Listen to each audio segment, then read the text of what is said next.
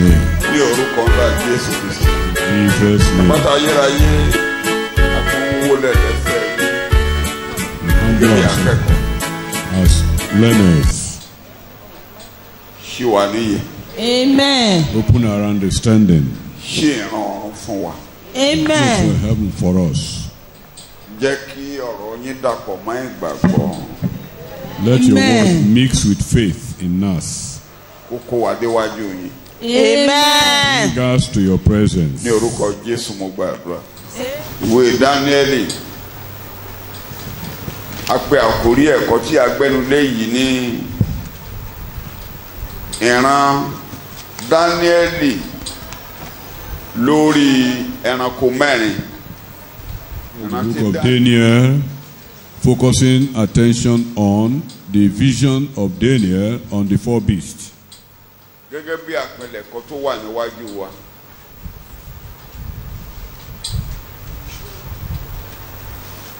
Ìran yìí wọ́n sọ fún wa wípé ọdún mẹ́rìnlá ni Dáníẹ́lì ti rí kó tó di pé Bábélì wó, ìjọba Bábélì ò tó wó. According to history, we were told that this vision came to play 14 years before the total collapse of Babylonian Empire. Bí mo ṣe máa ń sọ fún wa, ń tà ń kà yìí, ó ṣáájú Dáníẹ́lì orí karùn-ún àti orí kẹfà. I did say that this chapter preceded chapter 4, 5, and 6 of Daniel.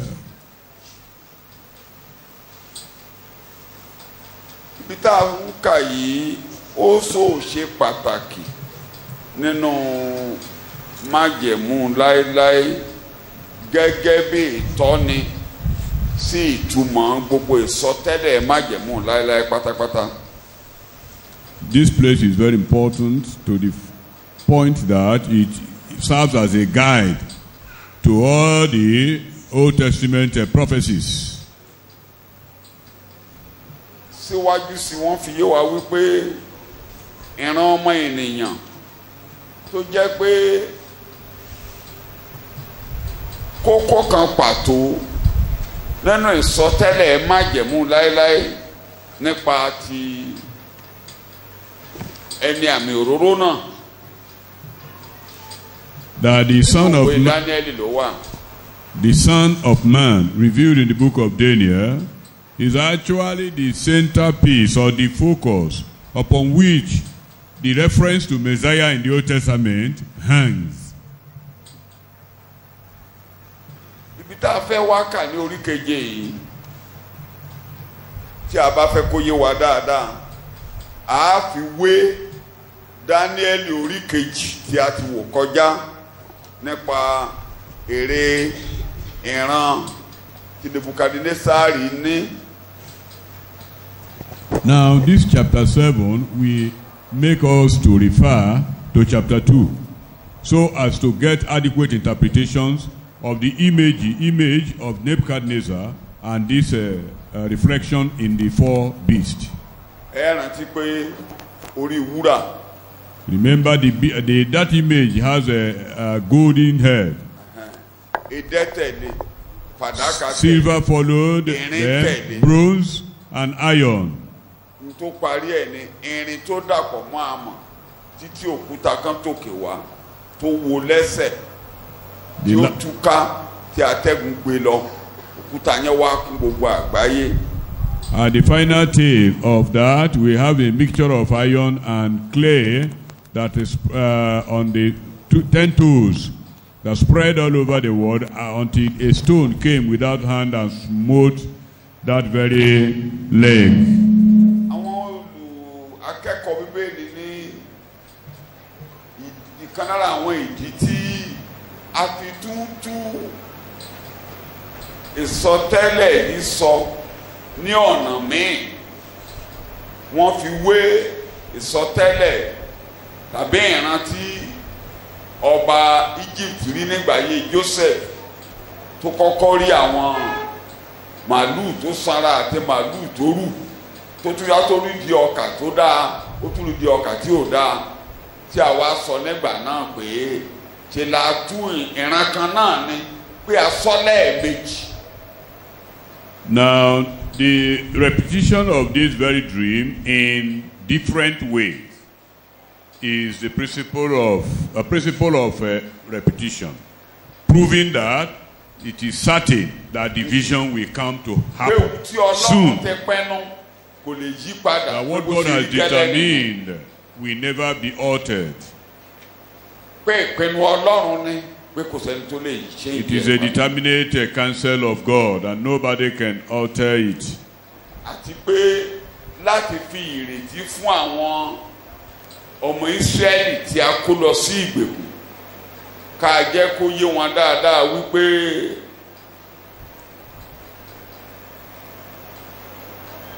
Ọlọ́run ṣe wà pẹ̀lú wọn, pé ìjọba máa yí lura nínú ìjọba kèfèrí, pé májẹ̀mú tọ́lọ́run bá wọn dá kò yí padà, àti pé ọ̀rọ̀ ẹni àmì òróró tó ń bọ̀ pé wọn Ọlọ́run yí ọkàn kúrò lórílẹ̀ o. This principle helped to stir faith and hope in the people of Israel, that despite all the dynasties or kingdoms of oppression and wickedness they passed through, the principle, the counsel of God for their lives will still be fulfilled, particularly about the Messianic reign or kingdom that will be established upon the earth. So pẹ̀lú àwọn yẹn lọ́kàn wa, àwa máa wo ìkàtí Bíbélì wí àti ìtumọ̀ tí Ọlọ́run ẹ̀mí mímọ́ fúnra ara ẹ̀. On this background, we now continue to see what God, the Scripture, has said. Orí ìkeje ẹsẹ̀ ìkíní sí ìkẹfà ni a máa wò lálẹ́ yìí. À kà lóyìnbó, à kà ní Yorùbá kí a tó máa mú nǹkan tá a máa mú jáde níbẹ̀ jáde. We will read Daniel chapter 7 verse 1 to 6, both in English and the Yoruba, before interpretations. Ní ọdún kìíní Belsasari ọba Bábélì ni Dáníẹ́lì láàlá àti ìran orí rẹ̀ lórí àkéte rẹ̀. Nígbà náà ni ó kọ̀wé àlá náà, ó sì sọ gbogbo ọ̀rọ̀ náà. In the first year of Belshazzar, king of Babylon, Daniel had a dream and visions in his head as he was lying upon his bed. Then he wrote down the dream and told the gist of the matter. Dáníẹ́lì dáhùn ó sì wí pé, mo rí níran orí mi lé òru, sì kíyèsí afẹ́fẹ́ mẹ́rẹ̀ẹ̀rin ọ̀run ń jà lójú òkun ńlá. Daniel said, I saw in my vision by night, and behold, the four winds of the heavens, political and social agitations, were stirring up the great sea, the nations of the world. Ẹranko mẹ́rin láti ti inú òkun jáde sókè, wọ́n sì yàtọ̀ sí ara wọn. And four great beasts came out of the sea in succession, and different from one another. Ẹranko kìíní dàbí kìnìún, ó sì ní ìyẹ́ apá idì. Mo sì wò ó títí a fi fa ìyẹ́ apá rẹ̀ wọ́n nìtú. A sì gbé e sókè kúrò ní ilẹ̀. A mú kí ó fi ẹsẹ̀ dúró bí ènìyàn. A sì fi àyà ènìyàn fún un. The first, the Babylonian Empire under Nebuchadnezzar, was like a lion and had eagle's wings. I looked till the wings of it were plucked, and it was lifted up from the earth and made to stand upon 2 feet as a man, and a man's heart was given to it. Sáàsì kíyèsí ẹranko mìíràn, èkejì tí ó dàbí ẹranko bíárì, ó sì gbé ara rẹ̀ sókè lé apá kan, ó sì ní egungun ìhà mẹ́ta lẹ́nu rẹ̀, láàrin eyín rẹ̀. Wọ́n sì fún un báyìí pé, dìde kí o sì jẹ ẹran pípọ̀. And behold, another beast, a second one, was like a bear, and it raised up itself on one side or one dominion, and 3 ribs were in the mouth between its teeth, and it was told, arise, devour much flesh. Lẹ́yìn èyí, mo rí sì kíyèsí ẹranko mìíràn gẹ́gẹ́ bí ẹkùn tí ó ní ìyẹ́ apá ẹyẹ mẹ́rin lé ẹ̀yìn rẹ̀. Ẹranko náà ní orí mẹ́rin pẹ̀lú, a sì fi agbára ìjọba fún un. After this I looked, and behold, another empire of Alexander the Great, like a leopard which had 4 wings of a bird on its back. The beast had also 4 heads, and dominion was given to it. Thank you very much. A ní lè bọ́ sí ẹranko kẹrin kákan límítì ara wa sí wọ̀nba díẹ̀ nínú ẹranko mẹ́tẹ̀ẹ̀ta. Ẹranko kẹrin yẹn dá dúró fún ara ẹ̀ kódà kò sẹ́ni tó máa rírò ràn yín tẹ́lù òní bá. We will not delve into the 4th beast, though very fearful and threatening, but we will concentrate on the first 3. Ẹ jẹ́ ká bẹ̀rẹ̀ sí ń wò láti ẹsẹ̀ kejì ká máa fi Bíbélì wé ara wọn. Let's start from verse 2, comparing Bibles. Wọ́n ní atẹ́gùn mẹ́rin ọ̀run ó rú òkun pọ̀. Ẹsẹ̀ kejì ẹ bá kà lẹ́ẹ̀kan sí. Dáníẹ́lì dáhùn ó sì wí pé mo rí níran orí mi lé òru sì kíyèsí afẹ́fẹ́ mẹ́rẹ̀ẹ̀rin ọ̀run ń jà lójú òkun ńlá. Afẹ́fẹ́ mẹ́rẹ̀ẹ̀rin ọ̀run ó ń jà lójú òkun ni wọ́n pè é. Daniel said, I saw in my vision by night, and behold, the 4 winds of the heavens were stirring up the great sea. Ó ń jà lójú òkun ńlá. Was striving or steering the great sea. Nǹkan tí wọ́n fi yé wa ni pé ẹ ní gbàgbé àti kó Ísírẹ́lì lékè ìfèrí lọ́wọ́. Remember that Israel has been technically handed over to the Gentiles. Ìgbà kèfèrí bẹ̀rẹ̀. And the time of the Gentiles started. Ó bẹ̀rẹ̀ pẹ̀lú Nebukadnesari. Started with Nebuchadnezzar. Ọ̀nà àti gbàjọba, ọ̀nà àti ṣàkóso ayé náà ni wọ́n fi rú ayé pọ̀. Wọ́n rú ayé pọ̀. In attempt to rule and overrule the world, makes them to stir up the world. Ẹsẹ̀ ìkẹtàdínlógún ó fún wa ní ìtumọ̀ omi òkun níbẹ̀ yẹn. Ó fi fún wa ní ìtumọ̀ omi òkun. Verse 17 gives us the interpretation. Ẹ sáré bá a kà á. Tí ó jẹ́ mẹ́rin lé àwọn ọba mẹ́rin tí yóò dìde lé ayé. These 4 beasts. Inú ayé ni wọ́n ń rú pọ̀ yẹn. Inú ayé. So ayé ni òkun tán ń rú pọ̀ yẹn. The sea there is a metaphor of the world. And so it is the word that the 4 beasts were steering. Tí a bá tún wo àwọn ibòmíì ní Bíbélì, a rí pé wọ́n máa ń fi òkun wé ayé. Ẹ wo fún àpẹẹrẹ kó lè yá wa kí n má làágùn jìnnà. Ìwé Ìfihàn orí 13 ẹsẹ̀ kínní. The word is compared with the sea, or sea metaphorizes the world in Revelation chapter 13 verse 1. Ó sì dúró lórí iyanrìn òkun. Bẹ́ẹ̀ni. Mo sì rí ẹranko kan ń ti inú òkun jáde wá. Ó ní orí méje. Òkun tí wọ́n lò bẹ́ẹ̀ ayé náà ló túmọ̀ sí. The sea used there refers to Orí the earth. ìkẹtàdínlógún ẹsẹ̀ ìkíní. Chapter 17 verse 1. Ọ̀kan nínú àwọn áńgẹ́lì méje náà tí ó ní ìgò méje wọn ní sì wá. Ó sì bá mi sọ̀rọ̀ wípé wá níhìn-ín èmi ó sì fi ìdájọ́ àgbèrè ńlá nì tí ó jókòó lórí omi púpọ̀ hàn ọ́. Orí kíná ló jókòó lé. Omi púpọ̀. Ẹ wá ẹsẹ̀ 15 bẹ́ẹ̀.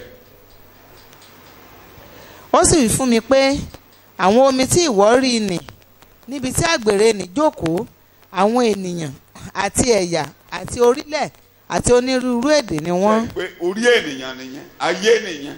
Is referring to the world. The sea metaphorizes the world. Tẹ́ bá tún lọ sí ìwé Àìsáyà ní ká gbogbo ẹ̀ délé máa wò yẹn. So tí a kò ní jẹ́ ká làágùn jìnnà yìí pé ayé ènìyàn ìlú ibi tí ènìyàn ń gbé ni wọ́n ń rú pọ̀ yẹn.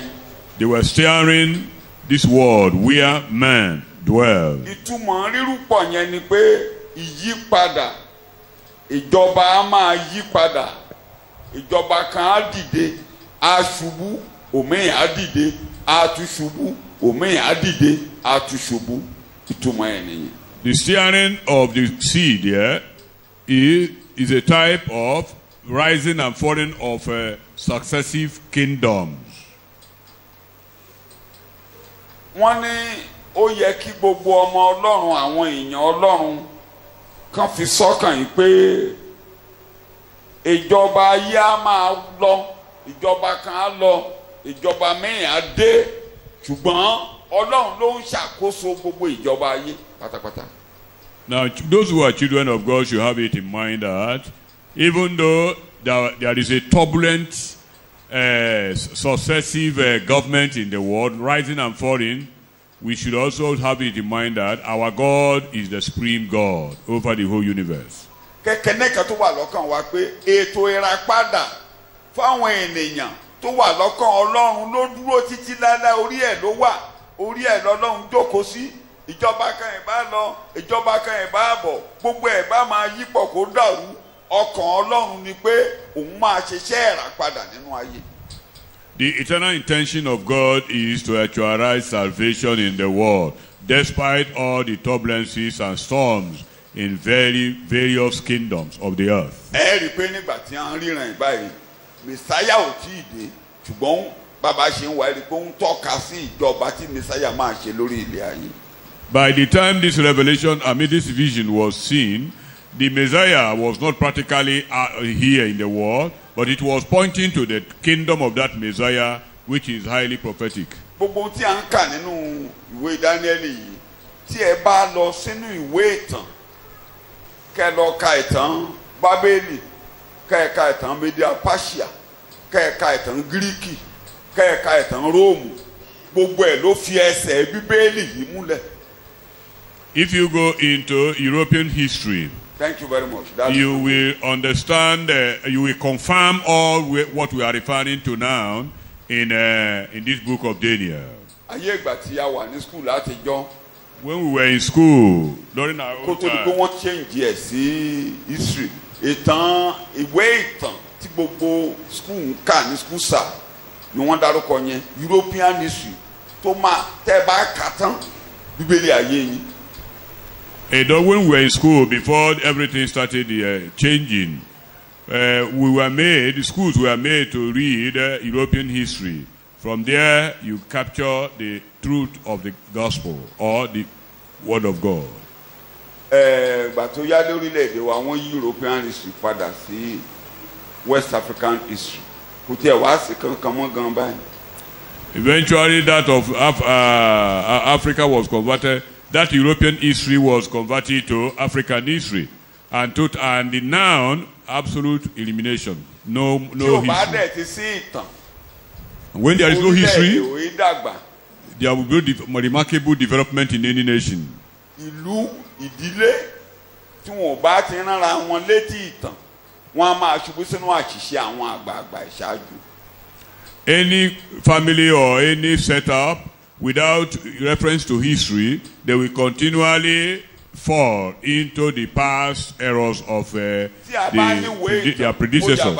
Tí a bá ní ìwé ìtàn tó dáa ní Nàìjíríà tí wọ́n fi kọ́ àwọn ọmọ tí ò mọ ìjọba tó wà lóde yìí, ó ṣeéṣe kán má dìbò tán bá gbọ́ ìtàn 1984 tán bá mọ̀ dáadáa. If Nigeria history had been captured and floated to all our youths and younger generations, probably the current government wouldn't have been voted in, because people would have almost concluded what might likely come out of it. The military regime. And for how the coup was planned or was floated against Shagari. That what made Babangida to overthrow in 1985. When Buhari was there as a military president, how was his administration? It is possible that many people wouldn't have voted for him.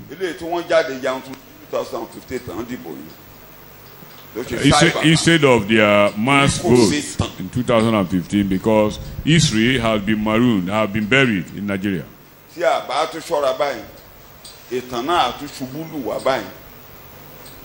Tí ìwé ìtàn bá wà There is history. Ohun tó fa ogun láàrin Igbo àti àwọn other tribes of Nigeria tán bá kó àwọn ọmọ ó ṣeé ṣe kí IPOB mọ dìde torí Nàìjíríà ó ṣeé ṣe ká má máa ṣubú sínú àṣubú àṣìṣe ìgbà yẹn ló fa IPOB ló fa MASO. Now, if the Nigerian Civil War had been properly documented and made known to students in school, there is possibility that the emergency of the MASOP and ISOP wouldn't have come, because the problem that pushed them into emergency probably would have been solved. Torí ọ̀rọ̀ Fúlàní náà ló ń fa wàhálà nígbà yẹn, ọ̀rọ̀ Fúlàní ló ń fa wàhálà báyìí. The problem, the Fulanization and the problem of Fulani started the problem then, and it's still the problem now. Tán bá capture ìtàn bí Abíọ́lá ò ti ráyè ṣe ìjọba dáadáa, tán fẹ́ ráyè jẹ́ kó wọnú ìjọba, tán bá capture ẹ̀ dáadáa, tán fi council June 12. Tó bá yí àwọn ènìyàn, ó ṣeé ṣe kán máa gbé àsíá Odùduwà sókè. Kí Adéyẹmọ náà ń pè ní Ìgbòho kán má dìde. If the cancellation of 1983 election of Abiola would have been well understood by the people, probably the emergency of Oduduwa Republic wouldn't have come. Bí ó ti wù kẹ́rò, Nigeria today is more divided. Torí àwàláyé àìsọmọdé is more divided than 1966. So ẹ rí Nàìjíríà tòde òní ó ti pín yẹ́rẹyẹ̀rẹ kọjá bó ṣe pín ní ìgbà ogun abẹ́lé 1966. Kí wọ́n tún ja ogun yẹn a ò pín tó báyìí rí. Before the Civil War, Nigeria never disintegrated to this point. Mo níbi tá a dé lónìí. But today, torí kò ṣe tán. Because there is no history. Mo yàbàrà ni o. It's a digression. So tí a bá tẹ kankan wọ̀nyí. When we read all this, Bíbélì a máa yé wa. we understand the scripture more. A mọ̀ bí tí ayé dé dúró. We know the level, the point at which the world is. Bó ṣe bí Ọlọ́run ṣe mú Bíbélì ń ṣe é bọ̀ látẹnu ìran dé ìran. We will be convinced on how God continually fulfilled the Bible from generation to generation. Títí aṣòdì àfidé kò sẹ́ni tó máa mọ̀ nǹkan tí kò fẹ́ mú jáde nìyẹn. And if we don't patiently listen, it will catch us unaware. Ọlọ́run fẹ́ ká dàbí àwọn ọmọ Ísákárì tó mòye àkókò. God wants us to be like the children of Isaac who understand, who can interpret weather and the climate. Ìgbà míì tá a bá ń kábítà ń ká yìí ẹlòmíì lára yín lè débẹ̀ pé ní kí ló kàn wò kí ló ṣe wò kó jọ̀ǹpù ẹ̀ kó má ká o mo fẹ́ kọ ìbáyìí ká o tó o bá kà ó gba nọ́mbà aṣòdì tán o. Sometimes, because of the nature of this history, some Christians do ignore it. Please, I want to encourage you to read. All of them are highly significant to our eternity. Kódà tíọ́rì kan lọ lọ́wọ́ mi ò fi bẹ́ẹ̀ fara mọ́ lọ títí o. Mo sì ń kàwé ṣùgbọ́n mi ò fi bẹ́ẹ̀ fara mọ́ lọ títí. Lórí ọ̀rọ̀ kòró tó jáde. There is a theory going on this coronavirus. Wọ́n líǹkì ẹ̀ mọ́ ìjọba aṣòdì. It was linked to the kingdom of Antichrist. Kì í ṣe gbogbo òtítọ́. It might not be total truth. Torí wọ́n ń sọ̀rọ̀ vaccine tán fún wa. Because they were analyzing the vaccines. Ìgbésẹ̀ àkọ́kọ́ láti mú kó rọrùn láti fi microchip sára èèyàn. Mo ti sọ̀rọ̀ microchip yẹn bó ṣe máa rọrùn. Oríṣiríṣi fídíò ẹ̀ wà yẹn clear dáadáa pé ìlànà táṣòdì fẹ́ gbà láti gbé nọ́mbà rẹ̀ sára àwọn ènìyàn ni. People believe that it is a kind of pre-step that will make it easy for the microchips to be eventually implanted in man. Kò sí àríyànjiyàn o. Vaccine tán ṣe yìí. There is no controversy about the vaccine. Negative effect lára ọmọ ènìyàn. It has negative effects on man. Bí gbogbo ògìgù tí à ń rà lọ́jà ti ní negative. Just like every other drug. Kò sí àríyànjiyàn nípa. No, there's no controversy ó about ní it. negative effect. He has negative effect on bí gbogbo all that receive it. bí gbogbo gígùn tá à ń rà lọ́jà. Just like every other drug ìkànnì lè jù kan lọ. has negative effect, though at various magnitude.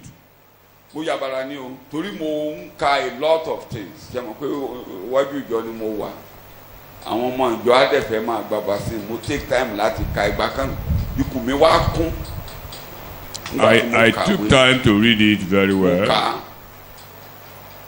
Pro wa opposition wa wọn á láti bẹ̀rẹ̀ sí send ẹ̀ sáwọn ọmọ mi tó mọ̀wé jù mí ṣe mọ̀ pé mi ò mọ̀wé. I contacted some of my children who are more learned in medicine. Medical doctor. Those who are medical doctors. Àwọn tó jẹ́ pharmacists. Those who are pharmacists. Àwọn tó wà ní market táwọn nǹkan tó ń lọ nígboro mo send ẹ̀. And those who are exposed. Ìkàntì ẹ̀wà tó jẹ́ pé one medical doctor ló ń feed mi pẹ̀lú gbogbo negative side of the vaccine ó ń feed mi kódà mi ò tẹ ẹ̀ ká mọ́ torí kù mi á kú jù. One medical doctor consistently analyzed the negative effect of the vaccines to me. He supplied me the current information. Post ẹ̀ mẹ́ta tó wà lórí WhatsApp mi tí mi ò eléyìí tó ti wọlé nínú ọ̀sẹ̀ tí mi ò kà aju mẹ́wàá bí mẹ́ta tó wọlé lórí tí mi ò tiẹ̀ tí ì ṣí rárá débi pé mi ò ní kà. He has posted as many as possible to me this week. So díẹ̀ ni pé mo ń gbìyànjú kí mo ṣìnú rò. I am trying not to be erroneous. I don't want to say anything contrary to the Bible. But I like to read, but not overread.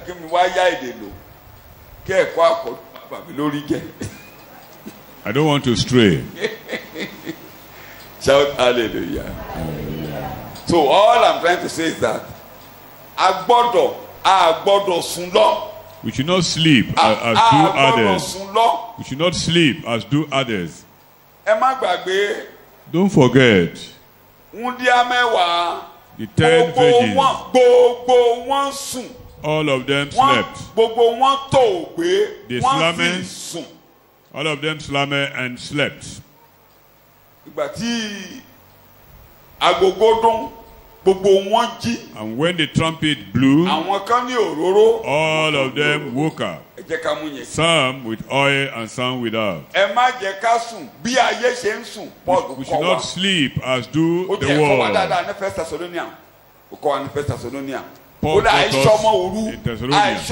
We are not children of night. We should not sleep.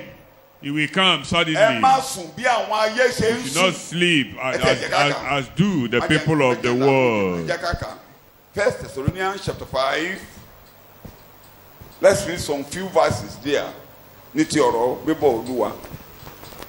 Ṣùgbọ́n ní ti àkókò àti ìgbà wọn ni ará. Ẹ̀yin kò tún fẹ́ kí a kọ ohunkóhun sí yín nítorí pé ẹ̀yin tìkára yín mọ̀ dájúdájú pé ọjọ́ Olúwa ń bọ̀ wá gẹ́gẹ́ bí olè lí òru. Láìrò tẹ́lẹ̀. Nígbà tí wọ́n bá ń wí pé àlàáfíà àti àìléwu nígbà náà ni ìparun òjijì yóò dé sórí wọn gẹ́gẹ́ bí ìrọbí lórí obìnrin tí ó lóyún. Tán bá ní ayé ń dá sí nǹkan ń dùn sí nǹkan ń tutù sí lójijì ìparun ń bọ̀ lórí ayé. When they try to assure you that things are peaceful and smoothly going, sudden destruction comes upon the world. May we not be destroyed. Wọn kì yóò sì lè sálà ṣùgbọ́n ẹ̀yin ará kò sí nínú òkùnkùn tí ọjọ́ náà yóò fi. Ẹni tí ò bá farabalẹ̀ kẹ́kọ̀ọ́ yé a máa gbé nínú òkùnkùn ẹ̀yin ò sí nínú òkùnkùn gẹ́gẹ́ bí máàkà. Ṣùgbọ́n ẹ̀yin ará kò sí nínú òkùnkùn tí ọjọ́ náà yóò fi dé bá yín bí olè. Ìyẹn ni pé kò lè bá wa bí olè. Torí ọmọ ìmọ́lẹ̀ ni wá. Nítorí gbogbo yín ni ọmọ ìmọ́lẹ̀. Gbogbo yín ni ọmọ kíni o. Àti ọmọ ọ̀sán. Ọmọ ọ̀sán. Àwa kì í ṣe ti òru. Kí ló sọ wá di ọmọ ìmọ́lẹ̀? Òtán fìtílà mi. Òtán fìtílà mi. Jésù tàn mọ́lẹ̀ sókùnkùn mi. Òtán fìtílà mi. Òtán fìtílà mi. Òtán fìtílà mi. bẹ́ẹ̀. Jésù tàn mọ́lẹ̀ sókùnkùn mi ó tàn. Fìtílà mi. Làwọn ní ojú kí wọ́n kó òun òkùnkùn bọ́ sí. Open their eyes that they Kó might òun ọwọ́ come agbára from Sàtánì bọ́ sí ọwọ́ darkness to agbára. light, from the Ọlọ́run. hands of the devil to the hands of But God. you are not in giving up to the power of darkness, brethren. For that day to overtake you by surprise like a thief. For you are all sons of light and sons of the day. We do not belong either to the night or to darkness. Àìṣe tòru, àìṣe tòkùnkùn. We are not of darkness or night. Accordingly then, let us not sleep as the rest do. Ẹ má jẹ́ ká sùn báwọn yòókù ṣe ń ṣe kí ni o. We should not sleep as do But others. let us keep wide awake, alert, watchful, Kí o ti gbọ́, cautious, máa gbọ́. And- At alert, cautious, watchful. and on our guard. On what? On our guard. And let us be sober, calm, collected, and Jẹ́ kára ẹ balẹ̀. circumspect. Má jẹ́ ká kàn ẹ́ gbóná bí ayé ṣe ń gbóná. Don't Be create calm. tension Be for calm. yourself. Kóró a máa fi sùúrù wò ó. Patiently Má look jẹ́ kára ẹ into gbóná it. torí ìlú a máa gbóná. Òun náà là ń kà yín. Don't Atẹ́gùn be láwọn a máa ró ayé tensional. pọ̀. Ayé a máa yípo. The world will be Ẹ má gbàgbé. continually be turbulent. Ẹnìkan wà nídìí rẹ̀. Someone is behind it. Ẹnìkan wà nídìí ẹ̀. Someone is Ẹnìkan behind wà it. tó ń control ẹ̀. It's there's someone controlling it. Kòrò tó dé sáyé Ọlọ́run mọ̀. God is Ó mọ bí tó aware ṣe wà. of the coronavirus and the Ṣùgbọ́n ìka source. Ọlọ́run wà lẹ́yìn ayé gbígbígbígbí láti mú ète rẹ̀. But God is behind the world to fulfill his plan So and ẹ má jẹ́ purpose. kọ́kàn yín bá gbígbóná ayé la be calm, cool and collected bí èdè tá a máa ń lò ní school látijọ́ tá a bá ti ń kọ̀wé sáwọn tó fẹ́ ṣe school sir. Àní kò wà calm, a máa send card sí àwọn senior wa. Be calm, cool and be collected. Just as exhortation we did give to our seniors in secondary school when they are about to write their school certificate examination. Ilé ẹ̀ ṣe yẹ̀yẹ́ o. Tara No matter tell them to be cool and collected, Torí mo ṣe calm. ìdánwò kan tí ara mi gbóná tí mo dẹ̀ gbòdo. I did an exam tensionally and I failed. Nǹkan tó yẹ kí n gbà kọ́ ni mo gbà. What I Nínú got exam, was not Kò sí question tó jáde. what I ought to Mo get wà familiar pẹ̀lú. Bẹ̀tara gbígbóná. because I was Nínú 50, highly I tensional. was able to get 27. Nǹkan tí mo dẹ̀ fẹ́ ṣe ni pé mo fẹ́ score bíi 40 torí already theory mo ti gba 5/50 mo wá fẹ́ fìyẹn di. Àwọn ẹgbẹ́ mi kan wá gbàjù mí a pọ̀ ní kàtígórì 5, 6 ẹni tó gbàjù lára wa nínú 50 yẹn 15 ló gbà tó gbogbo wa wá fẹ́ sọ́kù ká fìyẹn di ara gbígbóná nínú exam yẹn 27 mo wà tá a bá fẹ́ 5 wọn 27 èló ló máa dà mo ṣe pàtàkì tí yẹn tí mo gbé red mark biro lọ́lé. Because of tension, I was not able to accomplish my desired goal during the examination. So jẹ́ kára ẹ balẹ̀ Become kó o má bàa ṣì nǹkan ṣe ní àkókò yìí so that you will not misdo things. yẹn náà kó o má bàa ṣì nǹkan ṣe. Don't want you to misdo things. Ọwọ́ ẹnìkan wà lẹ́yìn ayé. The hand of someone is Ọwọ́ behind ẹnìkan the wà lẹ́yìn world. ayé. Hand of someone is Tó behind dẹ̀ the wà nínú world. ọkàn ẹni tọ́wọ́ ẹ wà lẹ́yìn ayé yẹn ni ìgbàlà kí ni mo porúkọ rẹ̀ ń jẹ́ kí mo ló ń porúkọ kí mo polówó wà lẹ́yìn kí mo ló wà lọ́kàn rẹ̀ ìgbàlà. And what God has in mind is salvation. So atẹ́gùn tún lè fẹ́ báyìí kí gbogbo ẹ̀ tún yí pọ̀ àmọ́ nǹkan tó fẹ́ jáde ṣùgbọ́n ẹnìkan somebody is in control. There might be unpredictable storm or turbulence in the world. Always be aware there. Someone is having the ultimate control. It's an interesting story, but you know, nǹkan bó ṣe ní ó ti ṣéèkì ayé ọ̀gọ̀rọ̀ ti kúlẹ̀ lórí ọ̀gọ̀rọ̀ ti lọ ṣùgbọ́n ètò ìgbàlá lọ́hùn dúró. Actually, the current turbulence in the world has claimed so many lives. Yet, God is after salvation of man. Ìtàtàǹkà yìí àwọn Júù tó kú sí òkèrè. This story we are reading claimed so many lives of the Jews. Turbulence of kingdoms. But the promise of God for children of Abraham stood. what God has spoken about Israel too. Láwọn Júù tó kú sí. lóòótọ́ àwọn ọ̀pọ̀lọpọ̀ èèyàn àwọn Júù ló kú ṣùgbọ́n sọ rí ìlérí tí Ọlọ́run ṣe fún Abraham yẹn fún Israẹli ó dúró. Ó lọ ogun lọ. War, successive wars. Wọ́n kó Júù láti inú ìjọba kan dé mi. The Jews who were being captivated from one kingdom to the other. Ṣé mo gbọ́ orí ọ̀fẹ́ ọmọ yẹn tó máa kú sínú tí Daniel ò fi kú yẹn ẹ̀mọ yẹn tó kú sí Bábélì. You know how many people would have been claimed in Babylon, though Daniel. Remnant ló padà lọlé. The remnant got restored. Wọn ò tí ì padà tán lónìí. Till today they've not absolutely returned. What God has spoken remains. Ohun tí Ọlọ́run sọ ó dúró. Ló jókòó tì báyìí. Ó jókòó tì báyìí. Is there behind the fulfillment of his prophecies? Mo ń bá ẹ sọ̀rọ̀. I'm talking to you. Ntọ́lọ̀ ń sọ nípa ayé yín. What God said about you will come to play. Ìjọ Ọlọ́run tí Kristi fi. The church of God that Jesus purchased with his blood. Ìjọ tóbi ju Ísírẹ́lì lọ. The church is magnified higher than the nation Israel.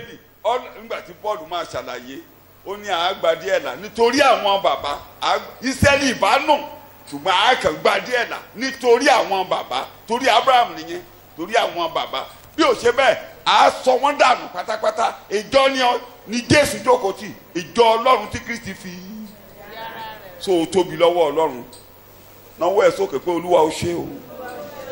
If not for the patriarchs, Abraham and others, God would have abandoned the Jews totally. So the church of God is highly magnified than the Jews nation. Kò má kàn máa rò pé tí kòrò bá tẹ̀ ń payé èmi náà bá yé lọ èmi ò bá yé lọ ní tèmi o. Don't assume yourself a victim of coronavirus. Ó jókòó tí ìjọ. Because God is with the church. Ó máa rú ayé pọ̀ ni. There will be turbulence in the world. There will be turbulence in the world. There will be turbulence in the world. People will be going, but His will be established. God will continually stir up the world. But Jesus said, I'll build my church, and the gate of hell shall not prevail against it. Don't forget. Gentile world là ń kà. Rírúpọ̀ Gentile world yẹn kí lè Ọlọ́run wá nínú ibẹ̀. Tó bá ti ń gbọ́ bá kan wá tó ń gbọ́ bá kan jẹ a máa kó àwọn kan ìgbàlà.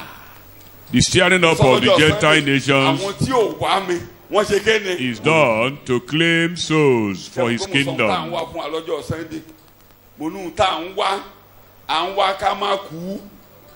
I say what we are seeking for is immortality, that we don't want to die. A tètè fẹ́ kú. We don't want to die early.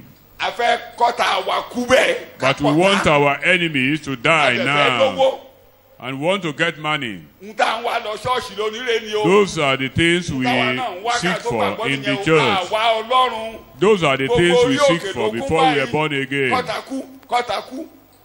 All mountains are filled with people that pray for the elimination of their enemies. Even your wife could be the next target of elimination. You will want your husband to die on time so that you will have your life to live. Everything becomes your enemy. So many things. We just want to kill the enemy.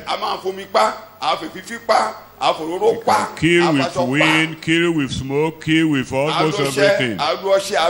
Use soap, sponge. We want the elimination of our enemies. The prophet will pray for the elimination or death of the enemy.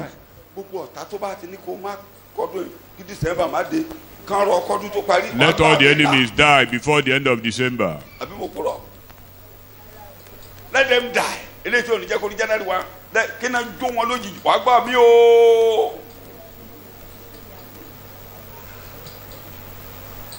Tó bá ti ń torí òkè dé kí máa sì kú wọn léra. So that by the time he descends from the mountain, there will be an instrumental burial of the enemy. O máa parí ilé ẹ wàá gbà mí wàá kó sí. Before the end of this year, you will finish building your house. Those are the things we seek. But in the midst of everything, God claims souls. A particular king will rise to stir up the Gentile nation. Those who never sought me, I will claim.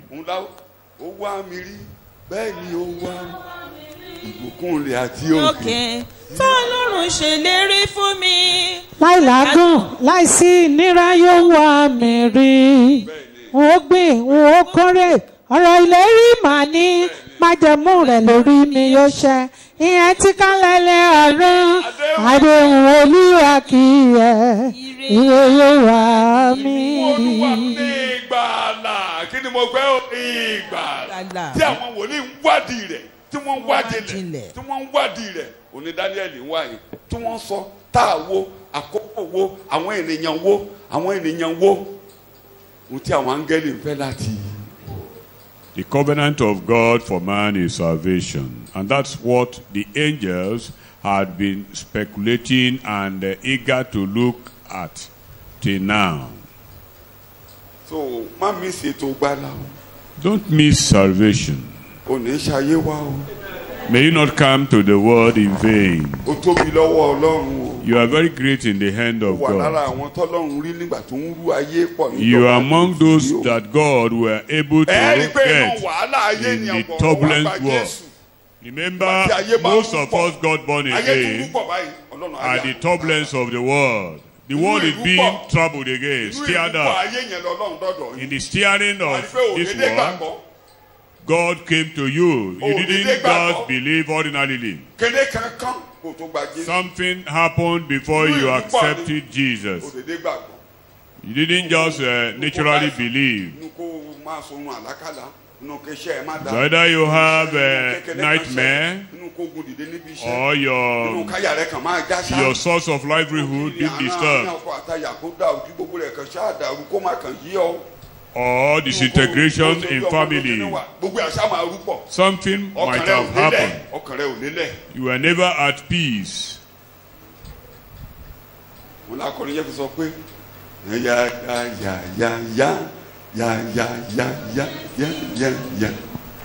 Mo fara mọ́ Jésù ìdákọ̀ró ọkàn mi. Gbà tí ìdánwò líle fẹ̀rẹ̀ borí ọkàn mi. Mo sinmi lé àánú rẹ̀ mo gbẹ́kẹ̀lé. Mo sinmi lé Jésù nínú ìgbé ayé. Mo sinmi lé Jésù ẹ̀rù kò lè bà mí. Mo sinmi lé Jésù ẹni tó lè gbà mí. Mo sinmi lé Jésù àpáta. Waves or wind. Olóyìnbó orin yẹn ṣe kọ́ nìyẹn. Waves or wind. A máa jí bá pọ̀. Olúwa ń bẹ láàrin rẹ̀. The Lord is in the midst thereof. Daniel chapter 7 verse 3. Let me be quick so that I can complete the few things. You can read verse 3. And 4 great beasts came up out of the sea in succession and different from one another. Bí kan bá ti lọ, ìkejì á tẹ̀lé. Bí kan bá lọ, ìkejì á tẹ̀lé. Àwọn ẹranko yìí wá yàtọ̀ sí ara wọn. The kingdoms, which is a type of this beast, are in succession, and these beasts differ to one another. Mo sọ lẹ́ẹ̀kan, it may be through wars, commotions, economic commotions, diseases. There will just be commotion in the world. Ìdàrúdàpọ̀ ó ṣẹlẹ̀ nínú ayé, ariwo ń sọ, erukuru ń sọ lálálá lóríṣiríṣi. Ọlọ́run wà ń bẹ̀. Tí ayé a máa wá dáhùn sí tó ń ṣẹlẹ̀.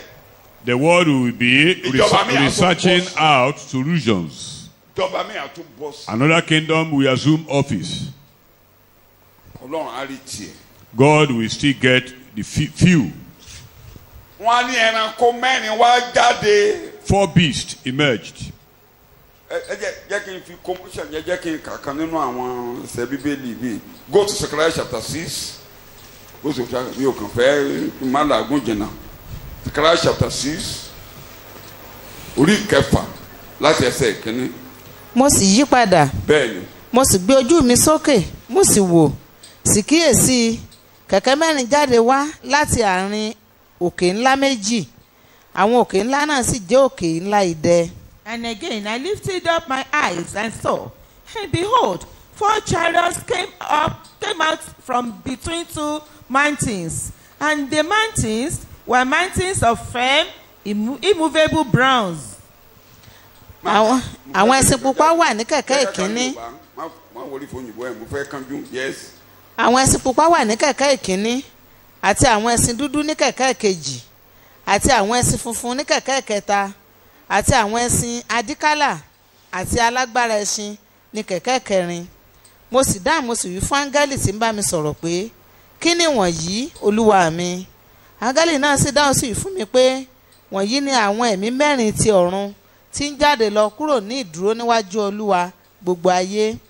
àwọn ẹṣin dúdú tí ó wà nínú rẹ̀ jáde lọ sí ilẹ̀ àríwá àwọn funfun sì jáde tẹ̀lé wọn àwọn adíkálà sì jáde lọ sí ìhà ilẹ̀ gúúsù àwọn alágbára ẹ̀sìn sì jáde lọ wọ́n sì ń wá ọ̀nà àti lọ kí wọ́n bá lè rìn sí ìsọ̀hún lé ayé. ó sì wí pé ẹ lọ rìn sí ìsọ̀hún lé ayé wọ́n sì ń rìn sí ìsọ̀hún lé ayé. nígbà náà ni òun sì kọ sí mi. ayé tá à ń gbénú ẹ̀ nìyí sọ yẹn lónìí omi ò túmọ̀ eléyìí lónìí. That's the word we àwọn hear. ọ̀run ló ránṣẹ́ sí ayé. The heaven sent to the world.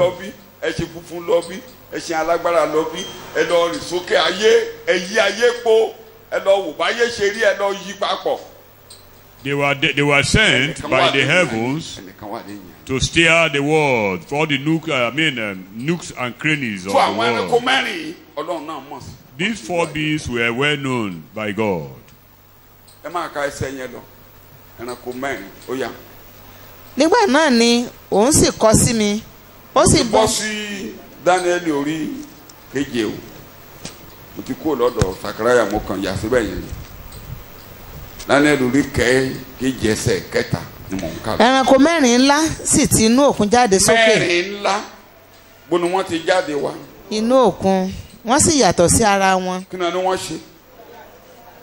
bá tún dá yín padà sí ìwé ìfihàn orí kẹtàlá kí n má máa sọ̀rọ̀ ẹ́ rí i pé níbẹ̀ yẹn wọ́n ń sọ̀rọ̀ ẹranko tó ti inú orí ilẹ̀ òkun so kí n má máa mú yín láàgùn jìnnà ìyẹn ti clear fún yín pé ayé ló ń jókòó ká má máa tutù pa. We have told you that the sea is a metaphor of the world. This world we are. ṣé ẹ rí ibi tá à ń kà ẹ́ mo ṣe sọ kẹ́ ẹ bá fẹ́ gbádùn rẹ̀ ẹ fi wé Dáníẹ́lì orí kejì láti ẹsẹ̀ 31 to 41. If you want to capture the holistic interpretation of this place, you can go to Daniel chapter 2 and you will be able to see it tàbá ń túmọ̀ rẹ̀ a máa there. yẹ ìyá ò ní lọ síbẹ̀ ká lọ máa kà ẹ bọ́ sí orí ẹsẹ̀ kẹrin bó ti ní. ẹranko kìíní dàbí kìnìún ó sì ní ìyẹ́ apá idì mo sì wò títí a fi fa ìyẹ́ apá rẹ̀ wọ́n nìtú a sì gbé e sókè kúrò ní ilẹ̀ a sì mú kí ó fi ẹsẹ̀ dúró bí ènìyàn a sì fi àyà ènìyàn fún un. ṣe gbọ́ ń là ń mú jáde yẹn èkínní ẹ jẹ́ ká fi àwọn ẹsẹ̀ ìwéra kí n tó máa túmọ̀ rẹ̀ ìwé Jeremáyà orí 50 ẹsẹ̀ kẹtàdínlógún. Jeremiah 50:17. Jeremáyà orí 50. Jeremiah chapter 50 verse 17. Yes. Ísírẹ́lì jẹ́ àgùntàn tí ó ṣìnà kiri bẹ́ẹ̀ni. àwọn kìnìún sì ti lé e lọ. kí náà ló lé e lọ. kìnìún kí náà níṣáájú ló lé Ísírẹ́lì lọ. kìnìún ẹsẹ̀ 44 to 46. wò ó òun ó gòkè wá bíi kìnìún láti wíwu Jọ́dánì sí ibùgbé òkúta nítorí òjìji lèmi ò fi lé wọn lọ kúrò níbẹ̀ àti ta ní sì. ó tó sọ̀yìnbó ẹ̀ kí tí mo sọ yé yín. See, there comes up one like a lion from the jungles, the bride of the Jordan against the strong habitation of Babylon, and into the permanent pasturage and sheepfold, for in a twinkling I will drive in Babylon from there. tí Daniel bá ń ríran kìnìún àwọn wòlíì kan ti sọ̀rọ̀ rẹ̀ ṣáájú pé kẹ́nìún la máa fi kó Ísírẹ́lì tá a fẹ́ máa lé kúrò nílé. If Daniel is prophesying about lion, we should remember that some prophet has prophesied that lions will be used to drive away the Jews from their hometown. Kódà ọba tó lé wọn Bíbélì gan pè ní ó máa jáde gẹ́gẹ́ bí kìnìún. Jeremiah orí ìkẹrin ẹsẹ̀ ìkeje. Even the king that will drive them was likened to a lion. In Jeremiah chapter 4, verse 7. Kìnìún jáde wá láti inú pàǹtírí rẹ̀. Kìnìún jáde láti inú kìnìún ló ti jáde wá pàǹtírí. Àti olùbàjẹ́ àwọn orílẹ̀-èdè dìde. Olùbàjẹ́ àwọn orílẹ̀-èdè dìde. Ó jáde kúrò nínú ipò rẹ̀ láti sọ ilẹ̀ rẹ̀ di ahoro. Ó ń bọ̀ ní ilẹ̀ rẹ̀ Ísírẹ́lì. Kìnìún jáde nínú pàǹtírí. Olùbàjẹ́ jáde láti sọ ilẹ̀ Ísírẹ́lì di kíni o. Àti ìlú rẹ̀ di òfo láì ní olùgbé. A lion came from the jungle or thicket to shatter you and drive you away from your nation. Mo ní ṣé ó yé mi bẹ́ẹ̀ ni pé ìtumọ̀ kìnìún á máa yé yín bẹ́ẹ̀ ni ẹsẹ̀ kẹtàlá. Sáà wò ó. Yes. Òun ó dìde bí àwọsánmọ̀ kẹ̀kẹ́ rẹ̀ yóò dàbí ìjì. Ẹṣin rẹ̀ yára ju idì lọ. Ègbé ni fún wa nítorí àwa ti di ìjẹ. Ó bọ̀ lórí ọ̀rọ̀ idì yẹn. Ìyẹ́ tó wà lápá ẹ̀ ni wọ́n sọ̀rọ̀ lẹ́sẹ̀ kẹtàlá yẹn. That verse 13 refers the wing like eagle. Ẹṣin rẹ̀ yára ju kí ni wọ́n pè. His horse is as fast as anything. Orí ìkẹẹ̀dọ́gbọ̀n ẹsẹ̀ 38 káfí bẹ́ẹ̀lì wéra ni. Orí ìkẹẹ̀dọ́gbọ̀n. Jeremiah 25 ó ti fi pàǹtírí rẹ̀ sílẹ̀ bíi kìnìún. Ó ti fi pàǹtírí rẹ̀ sílẹ̀ bíi kìnìún. Ó jáde kó nù pàǹtírí rẹ̀ gẹ́gẹ́ bíi kìnìún. Nítorí tí ilẹ̀ wọn di ahoro. Tẹ́ bá ń bò bọ̀ ọ̀rọ̀ Nebukadnesari òjíṣẹ́ Ọlọ́run la ń sọ níbẹ̀ yẹn òjíṣẹ́ Ọlọ́run ló jáde bíi kìnìún. The place is being talked about in Nebuchadnezzar in that book of Jeremiah. So, àmín kìnìún. Lion. Agbára ìgboyà. Is known for strength, energetic, and courage, fearlessness. Ìkẹta ẹ̀ nínú gbogbo àwọn ẹranko tó máa jáde òun ni ọba àwọn ìjọba òun ló ọba àwọn ìjọba. He is the king of the jungle. Out of all the beasts that will emerge successively, he is their champion. He is their head. Bẹ́ẹ̀ bàtà sọ pé ìwọ orí wúrà. Just like when he was ìwọ ni orí wúrà. Called the head of gold. Lẹ́yìn rẹ̀ gbogbo ìjọba tó máa jáde á kéré sí ọ wọ́n rẹ̀yìn sí ọ. Bẹ́ẹ̀ náà ni ìwọ kìnìún gbogbo ẹranko lẹ́yìn rẹ̀ á rẹ̀yìn sí ọ. So the head of gold, every other kingdom after you will be diminishing in quality. The same thing after lion, every other animal continue to wane. Ó ní ìyẹ́ ìjì. He has the wing of eagles. Ìyẹn ni wípé bó ṣe máa sáré ṣẹ́gun ìjọba bó ṣe máa sáré òun là ń kà lẹ́sẹ̀ 38. It will be very swift, very very fast. Thank you very much. Capturing kingdom. Then, the conquest will be so fast. Jeremiah 48 verse 40. They can carry it. 48 verse 40. Kódà Ezekiel kúkútẹ̀ sọ pé ó ní yẹn gan. Bíbélì rẹ̀ ń kà. Óyá. Ẹ̀kọ́ bẹ́ẹ̀la wa. Nítorí báyìí ni Olúwa wí. Wò ó, òun ó fò gẹ́gẹ́ bí idì, yóò sì na ìyẹ́ rẹ̀ lórí Moabu. Bábélì ni o, yóò fò gẹ́gẹ́ bí kéde wọ́n pè. It will fly or jump like eagle swiftly. Ìgbà tí Jeremiah ń sunkún tó ń kọrin ẹkún. When Jeremiah was lamenting. Nínú Lamentation orí kẹrin. In Lamentation chapter 4. Ẹsẹ̀ ìkọkàndínlógún. Kí ló wí nípa nǹkan tí Bábélì ṣe? What did he say about the activity of Babylon against Israel? Ẹkún Jeremiah orí kẹrin. Àwọn tí ń lépa wa yára ju idì ọ̀run lọ. Wọ́n yára ju kí ni o? Idì ọ̀run lọ. Wọ́n lépa wa lórí òkè wọn ni. Wọ́n badè wá lé aginjù. So bó ṣe máa yára tó, bó ṣe máa sáré sí ìkógun, bó ṣe máa sáré panilára, bó ṣe máa sáré gba ìjọba ni wọ́n fi wé ìyẹ́ ìdì. So his swiftness, smartness, perfection in war was likened to the eagle. Just the way eagle captures his prey. Ẹ wá fi ìsíkẹ́ẹ̀lì tó tiẹ̀ kúkú sọ pé ìjì kan jáde ẹ kúkú fi wé ó kúkú pa ẹ̀pẹ̀ ní ìdí gan. 17:3. Ezekiel chapter 17 verse 3. sì wí pé báyìí ni Olúwa Ọlọ́run wí, idì ńlá kan pẹ̀lú apá ńlá alápá gígùn ó kún fún ìyẹ́ tí ó ní àwọ̀ aláràbarà wá sí Lẹ́bánónì, ó sì mú ẹ̀ka igi kédárì tí ó ga jùlọ. Òun la kúkú pè ní ìdì níbẹ̀ yẹn. Babylonian kingdom yẹn ní ìdì tó wá ó kó ẹ̀ka lọ. A ò ní túmọ̀ abẹ yẹn lónìí. Babylon was called eagle here. Òun kúkú ní ìdì yẹn. Ẹ máa wo ti Abákúkù tẹ bá délé. A ò ní ka gbogbo rẹ̀. You look that of Habakkuk when you get Bẹ́ẹ̀ni home. pé ìyanu kan ṣẹlẹ̀. Nǹkan kọ́kọ́ ṣẹlẹ̀ ni pé A surprise happened. àkọ́kọ́ mú ìyẹ́ yẹn aré ìyẹ́ yẹn re. But that very wing was it was the wing. It was, Full stop to the career. his extension services all over the nation. We are stopped. Ó tó gẹ́. Eré tó ń sá sí ìjagun rẹ̀ ó tó gẹ́. Wọ́n lè yẹ. He was Ogun tó stopped máa fi sáré from ó bọ́. overcoming nations. Eléyìí tó wá burú jù ni pé wọ́n wá yọ ọkàn kìnìún. Ẹ̀mí kìnìún la fún ìjọba Bábélì tó fi máa sáré tó fi máa ní ìgboyà. Ayọ̀ ẹ̀mí yẹn kúrò àwa fún ní ọkàn ènìyàn ó wá dúró bí ènìyàn àsọdásán.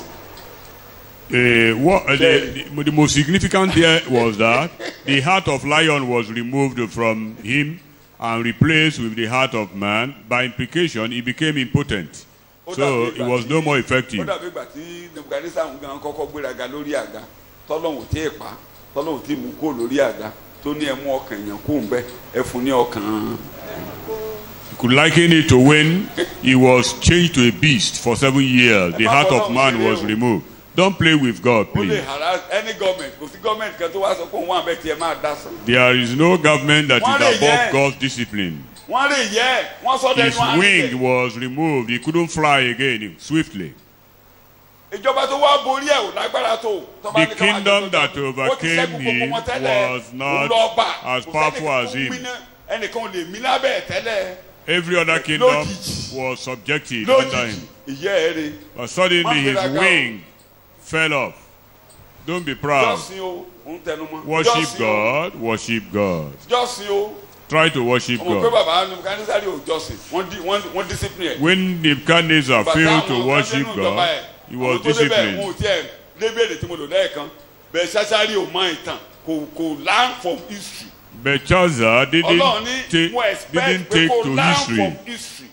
God expected him to learn from history. We drove away your forefathers into the bush. Tí ìtàn bá ti kọjá tó bá ti kẹ́kọ̀ọ́ náà tó finish. If you remain Tó bá ní kíní kan tó pa àwọn kan a nù flat lé ní character, kẹ́kọ̀ọ́ ń bẹ̀ kó tètè wá sọ́dọ̀ Jésù pé irọ́ ó pa lágbájá kò ní pa èmi. you should learn from the fall Kẹ́kọ̀ọ́ nù history. and rising of Ọlọ́run people. ní kò kẹ́kọ̀ọ́ lòun náà wá gbéraga.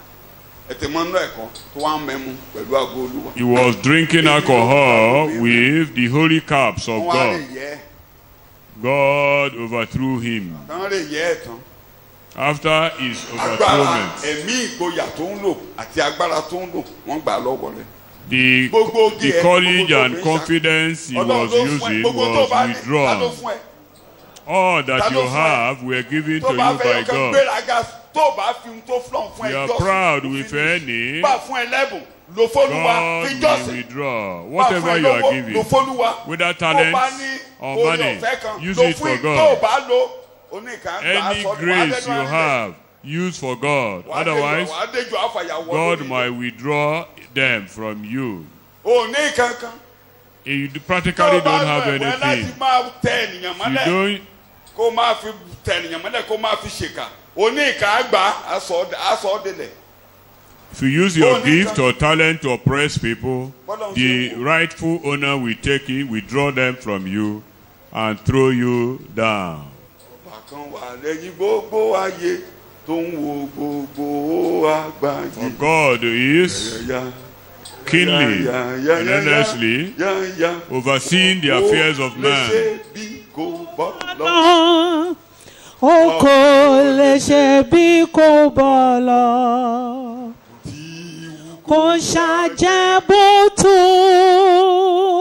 Kò sóhun tó pamọ́ tọ́lọ́run kò rí. Wọ́n kò lè ṣe bí kò bọ́ lọ. Àwọn akọrin náà ló kọ sí mi létí o. Ṣé mo pé mo ń gbórin yín?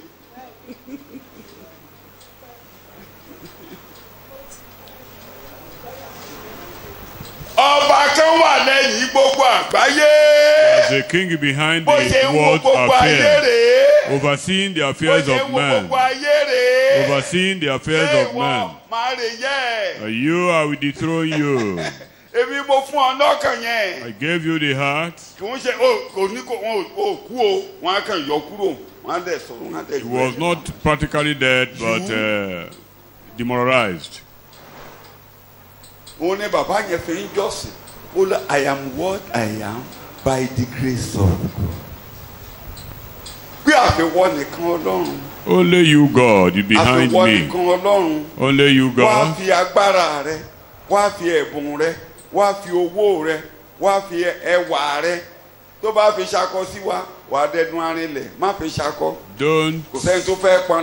Don't pride on your achievement, on whatever you have. God is the all in all.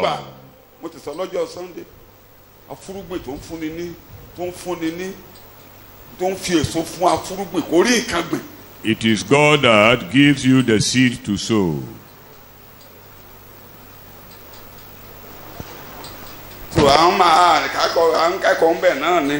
We are learning.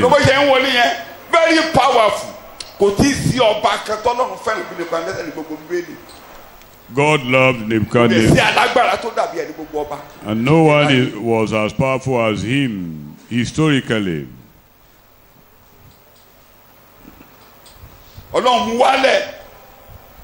God humbled him. He was in possession of all things. He was the head of gold, head of gold. Gold is number one, first class mineral.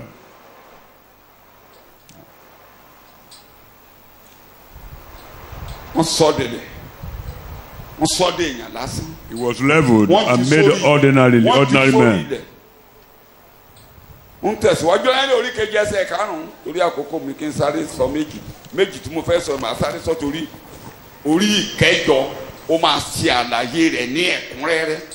We will understand everything in chapter 8.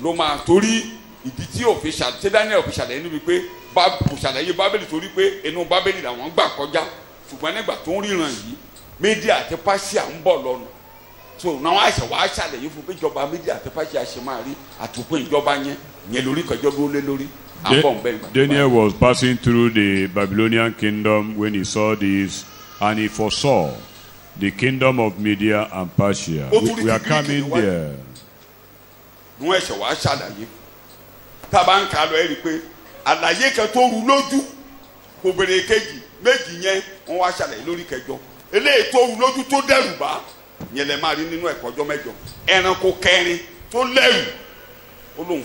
one that troubled him was the fourth beast, very fearful and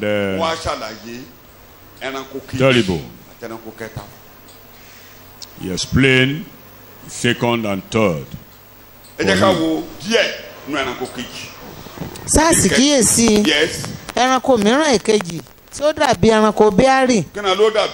Ẹranko bíárì ó sì gbé ara rẹ̀ sókè lé apá kan. Ó sì ní egungun ìhà mẹ́ta lẹ́nu rẹ̀. And behold, another beast, a second one, the Medo-Persian Empire, was like a bear. Yes. And it raised up itself on one side, on one dominion, ẹgbẹ́ kan kúrú o ti lu ẹranko bẹ́ẹ̀ rí ẹgbẹ́ kan ga ẹgbẹ́ kan kúrú. The animal is not equal in size. One size is taller than the other side. And 3 ribs were in its mouth between its teeth. He put 3 ribs in his mouth. Between its teeth. One. What's the meaning? Biari, cruelty, thirst for blood, love for spoil. Beer is a symbol of wickedness, mercilessness, and devouring power. Destroy, consume.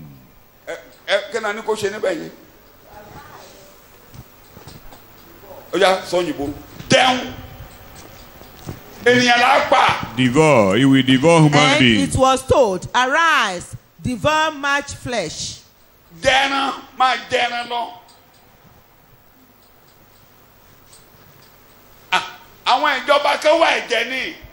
are some kingdoms that suck blood.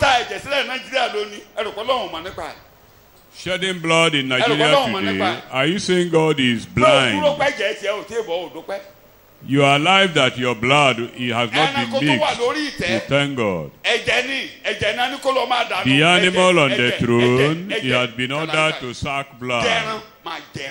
Eat flesh and suck blood. Suck blood. Eat flesh.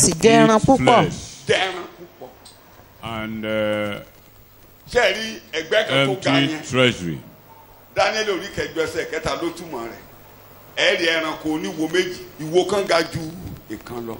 Daniel chapter 8 interprets of the animal with 2 horns. The dominance of one part of the kingdom horn over longer the than other. the other one.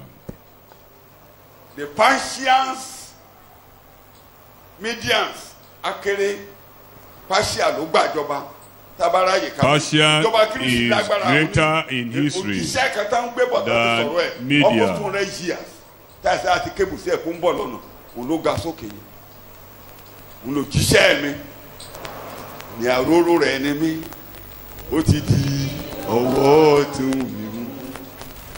Bàbá yóò ṣẹ́gun. Orílẹ̀-èdè níwájú mi yóò tú àmúre ẹgbẹ́ àwọn ọba.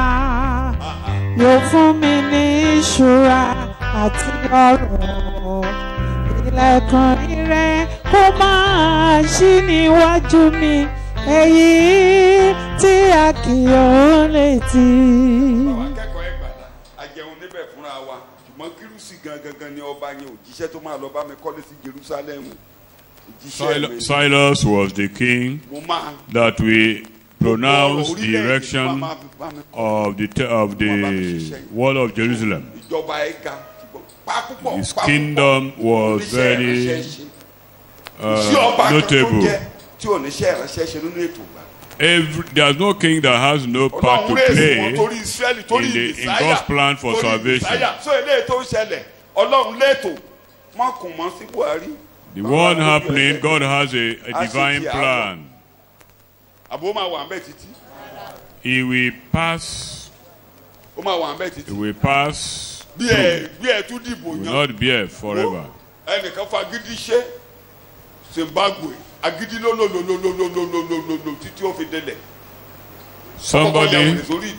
Somebody did it arrogantly in Zimbabwe.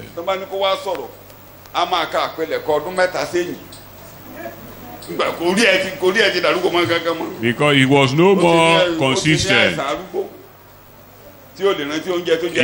His reasoning is no more coherent.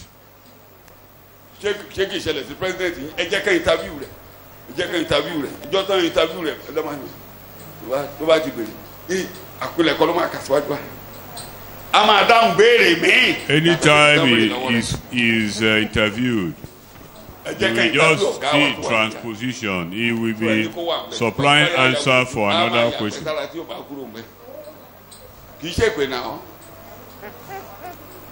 a máa tọ̀ lé bó ṣe máa gbé síwájú ẹ̀ tó máa mo wọ́ọ̀ṣì ẹ̀ ní èyí ṣe pé yà mo dúró ní di tẹlifíṣàn mo wọ́ọ̀ṣì ẹ̀ ní tán béèrè méjì béèrè. He was being asked questions. His reply was not inconsistent. Consistency with that. But it's there is our governor. There is nothing you can do about it. It's there.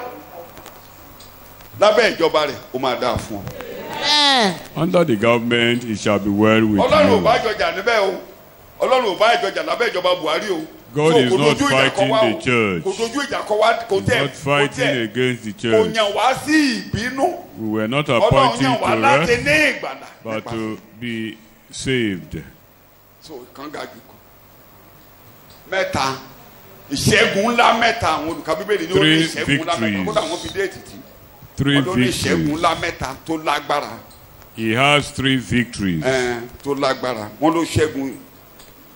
Ó ṣẹ́gun Bábílónì tí wọ́n ń ṣẹ́gun. He conquered Ó Babylon. ṣẹ́gun Lydia ó tún wó Egypt mọ́lẹ̀ àwọn orílẹ̀-èdè ńláńlá. He even overcome Ó Egypt. tún wó Egypt mọ́lẹ̀ ẹ máa gbé àwọn ọmọ ẹsẹ̀ ni wọ́n máa lọ Egypt. Ó ní Egypt tẹ́ ń lọ Jeremiah lọ fòkúta síbẹ̀ ọba Bábélì ń bọ̀ ń bí. The people of Israel decided to disobey God to go down to Egypt instead of Babylon. So God now said, okay, go to Bó ló máa Egypt. sá lọ lórí sáwọn ní. The Babylonians will come there. Bí mo lọ sókè ó wà ń bẹ̀ bí mo lọ sínú ọ̀gbun. Can you actually escape from Bó ló fẹ́ sá God lọ? to Kàn ní where? Olúwa ṣàánú fún mi. Instead of saying, God, have mercy Bó ló on fẹ́ sá me, lọ? where do you hide from God? Ọlọ́run nìkan ni kó gba ọkàn rẹ là. I think God is the only one that should save your life. Kíbi tó bá là ó lè ṣe rere. Even if you are under an influence or curse, there is nowhere you go to, you can't succeed. If you work in the central bank of Nigeria, you will end miserably. Torí ìrere ò tí ì ráyè níbí. Ṣé Nàìjíríà ò lówó epo? Because the gospel have not taken, has no prominence in Nigeria. After all, God has endowed us with riches. But our lives is paradoxical. We suffer. We are in debt every day. Wọ́n fẹ́ ṣèpàdé OPEC báyìí kán tó ṣèpàdé OPEC epo ti da $84 bàtà máa parí ìpàdé bóyá tó di 90 àtúkọ̀ dọ́là pé ká bá ń yáwó. We are just here to borrow. Borrow always. Tẹ́mi gbèsè bá gbé ọwọ́. If you are possessed of bankruptcy, even when you are being promoted, you will ask for loan.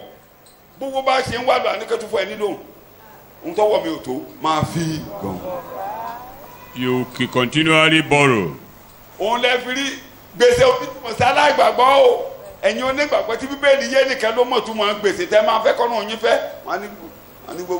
The unbelievers, they don't care about death. It's only believers that are mindful.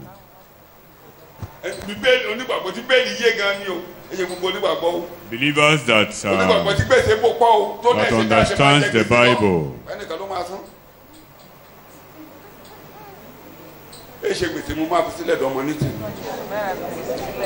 You don't leave debt for your children to inherit. Even if I don't have property for them to share, I don't have money in the account. I want them to propagate the gospel confidently. But it's not good for me to owe at departure.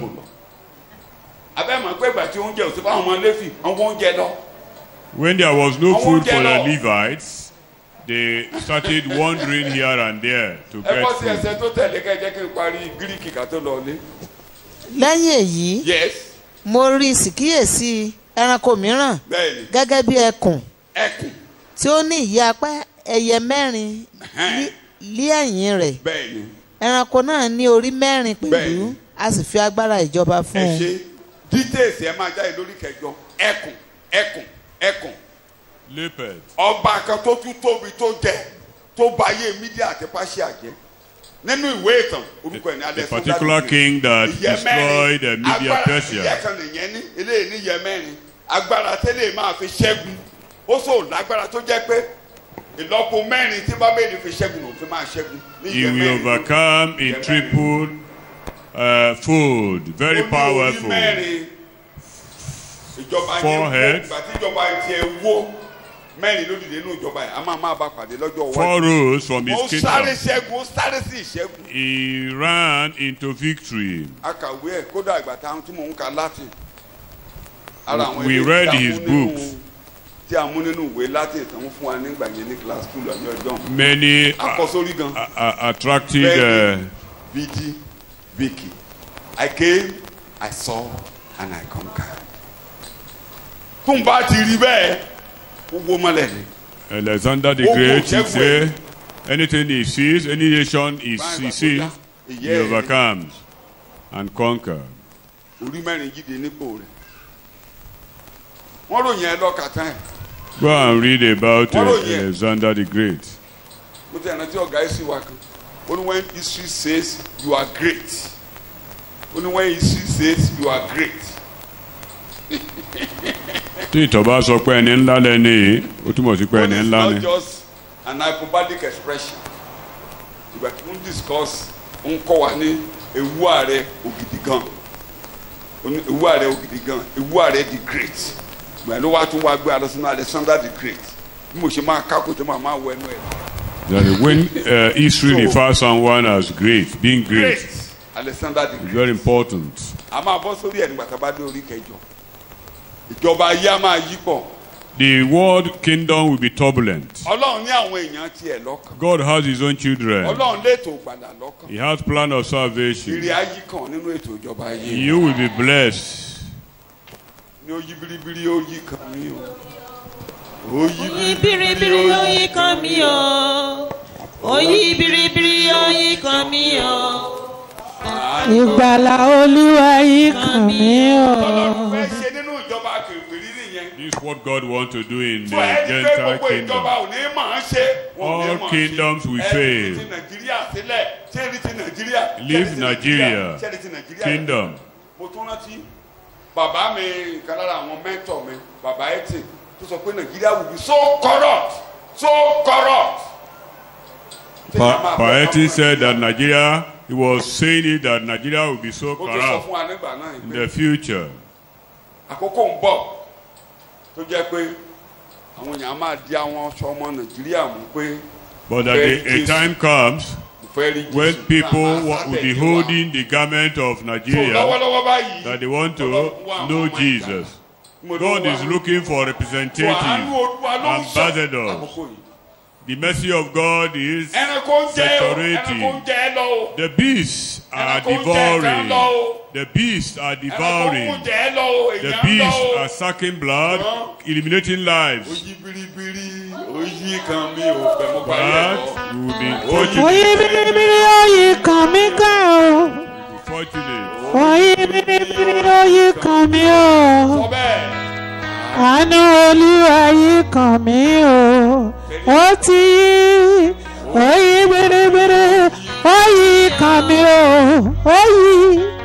Oyè biribiri ó yí kàn mí o. Oyè biribiri ó yí kàn mí o. Àánú Olúwa ó yí kàn mí o. Bow down your head and talk to God. God is behind the world and behind his church and behind the children of salvation. We are not appointed to destruction and anger because God is behind our program of mercy in Gentiles' land. How God will get some as his own inheritance. Amen. Amen. Hallelujah. Hallelujah. Hallelujah. Hallelujah. Hallelujah. Hallelujah.